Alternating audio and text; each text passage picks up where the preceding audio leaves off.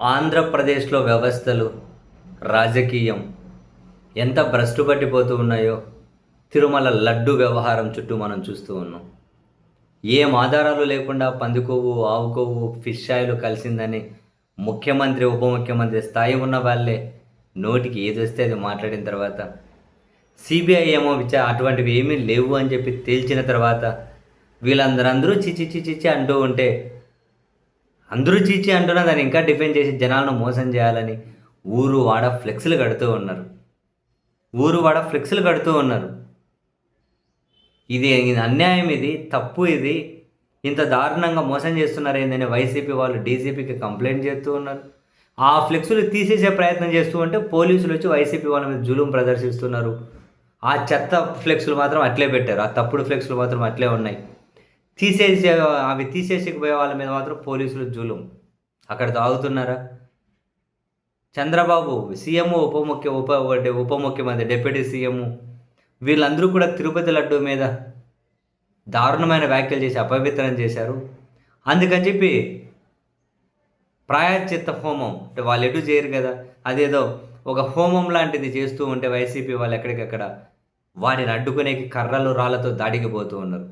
నిన్న భూమన కరుణాకర్ రెడ్డి గారి దగ్గరకు పోయారు, రాత్రి విడుదల రజనీ గారి దగ్గరకు పోయారు, పొద్దున గుంటూరులో అంబటి రాంబాబు గారి దగ్గర ఆయన ఎక్కడో ఒక హోమం నిర్వహిస్తుంటే దానికి హాజరయ్యకని చెప్పి వెళ్తూ ఉంటే పెద్ద పెద్ద కర్రలు పట్టుకొని, రాళ్ళు పట్టుకొని దర్జాగా నిలబడ్డారు. సినిమా చూసినట్లే ఉంది, కర్రలు రాళ్ళు పట్టుకొని దర్జాగా. పిగ్ ఫ్యాటు, కౌ ఫ్యాటు ఉంది అని వీళ్ళు చెప్పారు, లేదని సిబిఐ చెప్పింది. మరి వీళ్ళు పాపం చేశారు అని చెప్పి పరిహారం చేస్తూ ఉన్నారు. వాళ్ళు ఈ పాపం చేసింది కాక మళ్ళీ ఫ్లెక్స్లు పెడుతూ ఉన్నారు. వీళ్ళు పెట్టిన పాపపు ఫ్లెక్స్లు ఏమో అట్లే ఉంటాయట. పరిహారం చేసే హోమం వాళ్ళు ఇళ్ళ దగ్గర చేసుకుని వీళ్ళు రాళ్ళు కట్టలు తీసుకొని పోయి కొడతారట. బా, ఏం అద్భుతమైన రాజకీయం!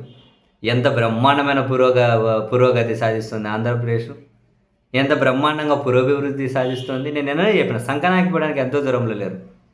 ఈరోజు వీళ్ళని వ్యతిరేకించే వాళ్ళ మీద కర్రలు రాళ్లతో దాడి, ఈరోజు రాజకీయ పార్టీలు, రేపు మీడియా, ఎల్లుండి పౌరులు, ఆ ఎల్లుండికి ఎవడికి హక్కులు రెండు నాశనమే.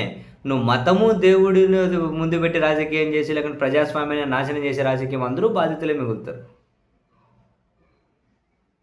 వీళ్ళు మాత్రం ఏది బుద్ధి పెడితే అది మాట్లాడచ్చా, ఏది బుద్ధి పెడితే ఫ్లెక్స్లు కానీ పెట్టొచ్చట. వైసీపీ మాత్రం ఇళ్ళ దగ్గర హోమాలు చేసుకున్నా కూడా కర్రలు రాళ్ళు తీసుకొని దాడులు చేసి దర్జాగా సినిమాలో మనం ఎట్లా చూస్తాం సినిమా షూటింగ్, అట్లే కర్రలు పట్టుకొని నిలబడ్డారు, రాళ్ళు పట్టుకొని నిలబడ్డారు. బా, ఎంత నాశనం చేస్తున్నారు ఆంధ్రప్రదేశ్ని, చాలా బాధేస్తుంది.